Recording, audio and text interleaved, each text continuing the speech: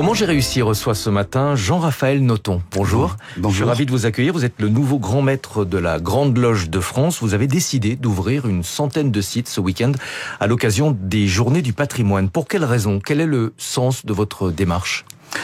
Il est tout simplement, quand on écoute votre information, essayer de permettre à tous ceux qui nous regardent et qui nous écoutent de pouvoir franchir nos portes et venir voir ce qui se passe derrière, quelque chose de magnifique. C'est que nous sommes un groupe de résistants qui, par rapport à ce monde chaotique, essayent de donner un tout petit peu de sens. Et donc, venez. Pardonnez-moi, votre démarche de transparence s'inscrit dans le prolongement de ce qui a déjà été fait depuis, on va dire, une vingtaine d'années, notamment par Alain Bauer, lui il est au Grand Orient. Est-ce qu'on peut rester discret en étant transparent ? Tout ça n'est pas antinomique. L'important, encore une fois, c'est le message que vous pouvez transmettre au travers de l'action que vous avez dans la société qui est la nôtre, et qui est une démarche un peu originale par rapport au chaos général. Est-ce qu'il y a dans votre démarche une volonté de répondre à des publications, on va dire, complotistes vous concernant ? On est dans une société d'information. Il faut s'y mettre. Je crois qu'il n'est pas antinomique d'être à la fois le représentant d'une très vieille tradition et en même temps très sécularisée aujourd'hui. Effectivement, ma présence aujourd'hui le démontre. Nous voulons apporter notre vérité par rapport à ceux qui la déforment un peu. Quand vous dites très vieille tradition, est-ce que c'est aujourd'hui plus difficile pour vous de vous adresser aux jeunes ? Pas du tout. Au contraire. Nous avons aujourd'hui une société qui vit dans l'immédiateté. Et plus jeunes qu'avant, et plus nombreux sont-ils à se dire, mais finalement, qu'est-ce que nous pouvons faire pour donner un sens à une vie un peu folle que nous menons jour après jour? Donc non, plus qu'avant. Alors comment justement vous percevez l'évolution de notre société, notamment chez les jeunes qui s'informent et qui se font souvent un avis à travers les réseaux sociaux ? C'est là toute la difficulté. En fait, c'est une baisse assez frappante du sens de l'esprit critique, et on voit bien une espèce de bascule depuis que les réseaux sociaux existent. Nous sommes, nous, autant que faire se peut, dans un temps plus long que celui de la rapidité avec laquelle vous décrivez depuis ce matin les informations. Et le fait de pouvoir proposer une forme de parenthèse un peu plus sereine, un peu plus raisonnable, avec un peu plus de doute, c'est ce que nous essayons d'apporter. Aujourd'hui, notamment dans les médias, tout le monde doit avoir un avis, y compris sur les sujets qu'on ne maîtrise pas toujours. Est-ce que cette dérive vous inquiète ? Je crois qu'elle va à l'encontre de vos valeurs. Complètement à l'encontre. Et au contraire, nous sommes là pour essayer de cultiver le doute. Nous estimons que le doute peut être beaucoup plus constructeur que les certitudes. Alors je ne sais pas si vous allez approuver le parallèle, mais on constate notamment le retour des jeunes dans les églises qui sont, on va dire, en quête de sens, en recherche de repères. Est-ce qu'on peut appliquer le même raisonnement à votre loge ? Alors, d'abord, nous ne revendiquons aucune forme d'hégémonie, mais nous avons une particularité. C'est que le courant que nous représentons, très traditionnel, nous sommes la plus vieille obédience de France, plus vieille obédience traditionnelle.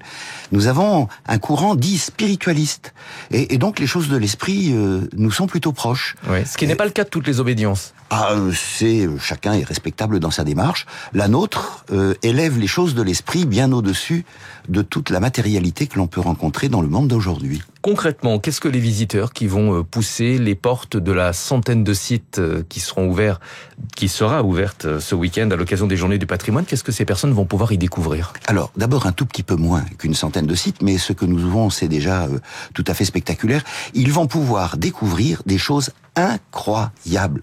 Venez à Paris, vous verrez le temple Pierre Brossolette. Vous n'imaginez pas que dans Paris, il puisse y avoir des installations de cette nature. Venez à Marseille. Vous savez le château de Marcel Pagnol ? Eh bien, il est aujourd'hui le centre de la Grande Loge à Marseille. Venez y voir. Vous allez voir des choses tout à fait incroyables qui relèvent de la tradition et non de la modernité. Est-ce que tous les sites qui vont ouvrir ce week-end sont inscrits à l'inventaire du patrimoine ? Pour un certain nombre d'entre eux, oui. Je vais citer par exemple Rochefort, qui est un site tout à fait remarquable. Tous ne le sont pas.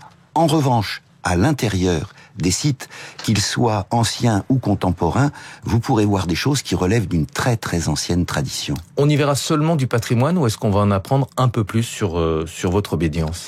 Alors, l'idée, elle est double. D'abord, ouvrir nos portes à l'occasion de ces journées du patrimoine.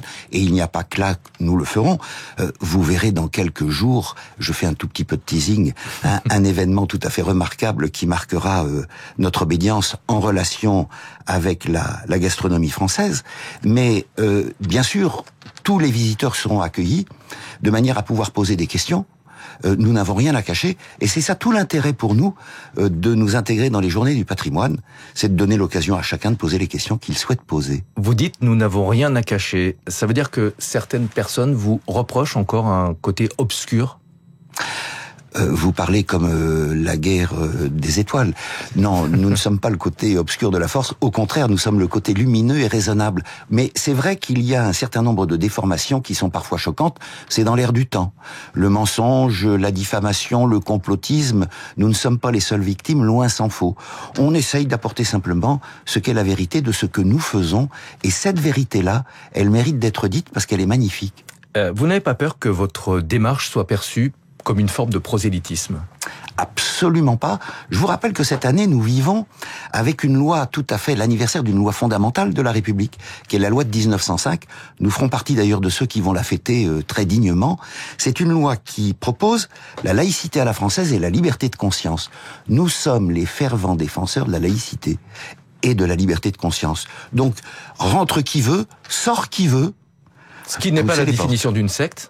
Certains ont souvent fait la comparaison. C'est exactement l'opposé. Venez, vous êtes libre de rentrer.